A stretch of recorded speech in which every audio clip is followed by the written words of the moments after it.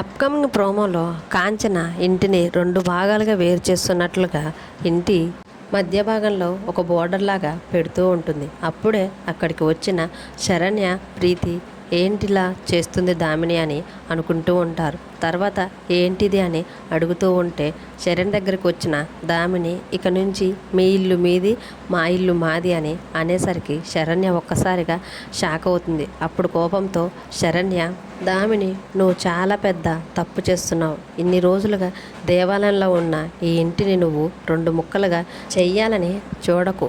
నువ్వు నీ తల విరుసుతో పొగరు చూపిస్తే గనక నీ మెడలు విరిగిపోతాయి, జాగ్రత్త అని వేలు చూపిస్తూ దామినిపై కోపంగా అంటూ ఉంటుంటే శరణ్య మాటలకు దామిని కూడా చాలా కోపంగా నిన్ను అని వేలు చూపించేసరికి శరణ్య కూడా ఏమాత్రం తగ్గకుండా అని వేలు చూపిస్తూ ఇద్దరు పోటాపోటీగా ఉంటారు. హాల్లో దామిని, శరణ్య ఈ విధంగా గొడవ పడుతున్నప్పుడే ఆనంద గారు మెట్లపై నుంచి దిగుకుంటూ హాల్లోకి వస్తూ ఉంటారు. మరి కిందికి వచ్చినాక ఆనందతో శరణ్య జరిగిన విషయం అంతా చెప్తుందా?